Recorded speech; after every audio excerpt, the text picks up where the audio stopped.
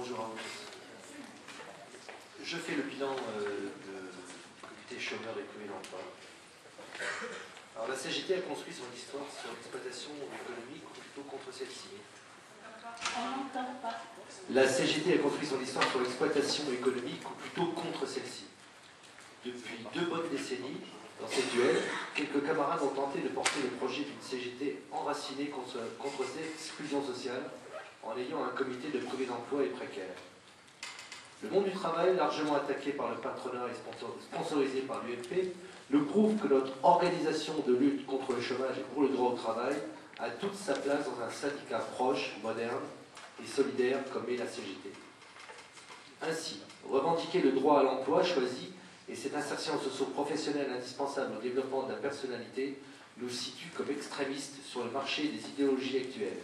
Mais cela ne nous remet pas en question sur le fond, car la valeur du travail doit reprendre tout son sens.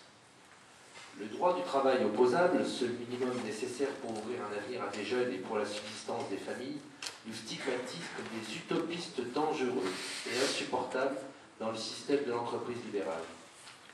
Depuis le dernier congrès, le comité privé d'emploi de Nîmes a su se structurer tant sur les questions liées au chômage que dans sa participation dans les luttes interpro.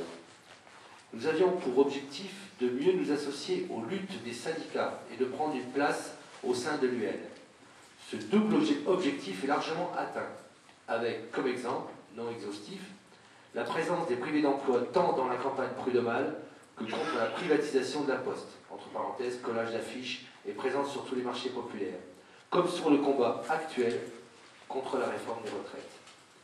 Même si l'avis du comité est en dents de scie, car les camarades sont tantôt privés d'emploi, tantôt précaires, nous arrivons à jongler avec cet état de fait.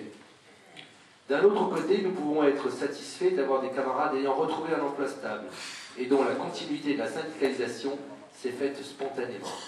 2 exemples de continuité syndicale mais aussi militante. Un camarade qui aujourd'hui est membre de la CE d'Habitat du Gard. Un autre exemple. Un autre qui, après avoir réussi le concours de policier municipal, est revenu vers la CGT, après un passage d'1 an à FO.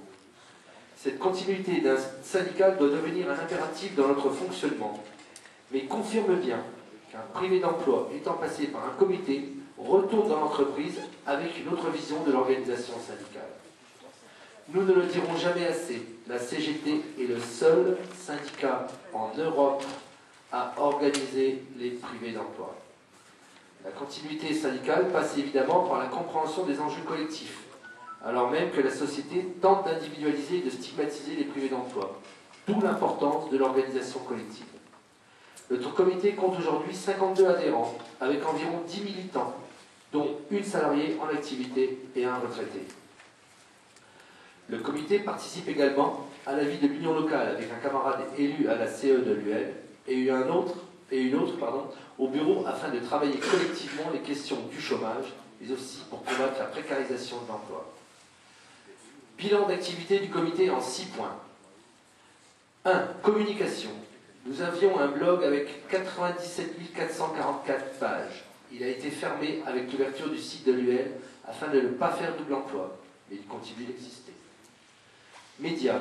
Nous avons une bonne couverture de presse et le comité est interpellé sur les dossiers de logement d'expulsion et autres sujets touchant à l'urgence sociale. Nous avons été contactés par zone interdite et envoyé spécial, mais n'avons pas répondu favorablement car le fond des émissions était plus sur du misérabilisme que sur la lutte syndicale. Logement. Au-delà des luttes engagées par notre comité et surtout des victoires obtenues pour les privés d'emploi concernés, nous avons su rayonner dans les instances et mettre en place des tables rondes réunissant les secteurs concernés, entre parenthèses mairie, CCAS, etc., afin de trouver des réponses adaptées aux situations. Plusieurs bailleurs condamnés pour insalubrité, relogement par la loi Dallot, lutte contre les expulsions, et les exemples ne manquent pas. Précaire. Lutte et obtention de la prime de retour à l'emploi de 1 000 € pour les contrats de droit privé travaillant dans le public, entre parenthèses éducation nationale, avec l'aide du SDEN et du SGPEN. Négociation nationale, participation de 3 camarades au Grenelle de l'insertion mis en place par Martin Hirsch. Pôle emploi, mandat donné à 2 camarades, titulaires et suppléants, pour participer aux IPT. Distribution régulière devant les pôles emploi, annulation de radiation administrative, Défense des privés d'emploi face aux radiations abusives, tels sont les registres de nos interventions. En conclusion, l'exploitation ne peut pas se pratiquer sans violence, donc elle ne peut que conduire vers le pire. Comme ces derniers temps où le président de la République fait des choix totalement inhumains avec ses chasses à l'homme, tout en dilapidant notre protection sociale afin de construire une société divisée. Ainsi, nous avons des privés d'emploi contre les travailleurs, les actifs contre les retraités, les fonctionnaires contre le privé, les jeunes contre les retraités et les Français contre les étrangers. Briser notre système solidaire en instaurant le chacun pour soi, voilà l'objectif à atteindre, afin que tous les travailleurs ne s'unissent plus dans les luttes pour pouvoir dilapider nos acquis en tentant de faire oublier que d'autres choix sont possibles. Nous connaissons l'histoire, elle se répète malheureusement, mais elle a prouvé que c'est par la résistance que des hommes et des femmes ont créé notre protection sociale et ont pu vaincre le dominateur. Nos fondamentaux ne sont donc pas négociables.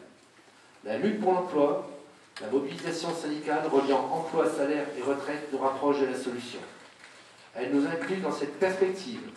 Et comment pourrait-on aujourd'hui repenser le travail sans inclure ces précaires privés d'emploi qui constituent l'armée de réserve du grand capital?